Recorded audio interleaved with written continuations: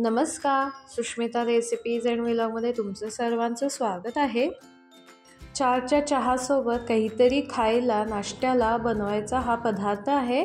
नक्की ट्राय करून बघा। तर इथे मी भात घेतलेला आहे, सकाळी लावलेला भात होता शिल्लक, तो घेतलेला आहे आणि फ्रीजमध्ये ठेवला होता। तो फडफडीत झाला होता, म्हणून मी त्याच्यामध्ये गरम पाणी ओतलं आणि एक 5-6 मिनिट झाकून ठेवलेला आहे, म्हणजे थोडंसं मऊ पडेल भात म्हणून।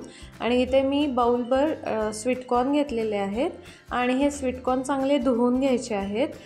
स्वीटकॉर्न बाजारात सहज उपलब्ध होतात। तर इथे मी 5-6 मिनिट झालेले आहेत। आता हा भात एका मिक्सरच्या भांड्यामध्ये काढून घेते आहे। थोडाफार मऊसूत झालेला आहे भात। त्यानंतर आपण त्याच्यामध्ये 1 वाटीभर स्वीटकॉर्न घालून घेणार आहोत।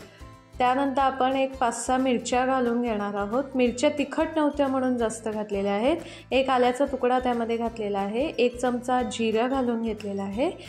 लाल तिखट घालू शकता तिखट कमी वाटत असेल तर। आणि मिक्सरवर बारीक वाटून घ्यायचं आहे, पाणी घालायचं नाही आहे। तर अशा पद्धतीने मिक्सरवर बारीक वाटून झाल्यानंतर एका भांड्यामध्ये काढल्यानंतर त्यामध्ये 1 वाटी मी बेसन घातलेलं आहे, 1 चमचा धणेपूड, अर्धा चमचा लाल तिखट, अर्धा चमचा हळद आणि अर्धा चमचा गरम मसाला त्यामध्ये घातलेला आहे। तुम्हाला अजून कोणते मसाले घालायचे असतील तर घालू शकता। त्यानंतर 1 चमचा मीठ घालून घेतलेला आहे आणि 1 चमचा मक्याचं पीठ घातलेलं आहे। मक्याचं पीठ अवेलेबल असेल तर घालू शकता। यामुळे जे आपण पदार्थ बनवणार आहोत तो पदार्थ खुसखुशीत होतो। तर हे बघा, अशा पद्धतीने मी मिक्स करून घेतलेलं आहे। पाण्याचा अंश आहे त्यामुळे मी परत अर्धी वाटी बेसन घातलेलं आहे आणि आता हे मिक्स करून घ्यायचं आहे। तांदळाचं पीठ वापरलं नाही, कारण आपण ऑलरेडी भात वापरतोय, म्हणून आपण जसं भजीसाठी पीठ मळतो त्याच पद्धतीनं मळून घ्यायचं आहे। जास्त पातळ मळायचं नाही आहे आणि पाणी घालायचं नाही आहे। इथे मी एका साईडला तेल तापवायला ठेवलेलं होतं, तेल तापलेलं आहे। आता आपण ह्याच्यामध्ये भजी सोडून घेऊयात। तर अशा पद्धतीनं मी छोट्या भजी तळून घेत आहे। गॅस बारीकच ठेवायचा आहे। तुम्हाला मोठ्या साईजमध्ये भजी हवे असेल तर तुम्ही घालू शकता। तर आता मी एका साईडला चहा ठेवलेला आहे। 4ची वेळ होती, चहा प्यायची इच्छा होती आणि त्यासोबत काहीतरी खमंग खायची पण इच्छा होती, म्हणून हा पदार्थ बनवला। तर मी माझ्या पद्धतीनं चहा बनवते आहे, एका साईडला आणि एका साईडला मस्त अशा भजी तळते आहे। बारीक गॅसवरच भजी तळून घ्यायचं आहे।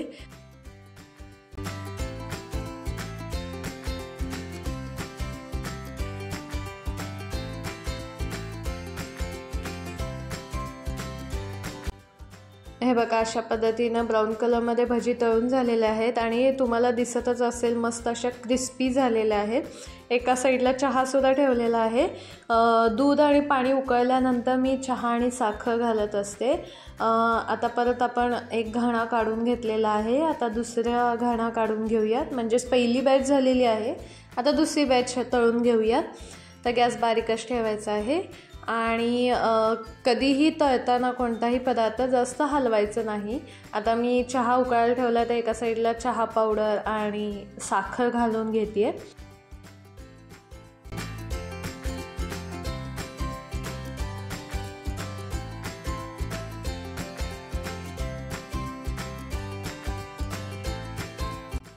एका साईडला चहा उकळतो आणि एका साईडला मस्त अशी गरमागरम भजी तळली जाते।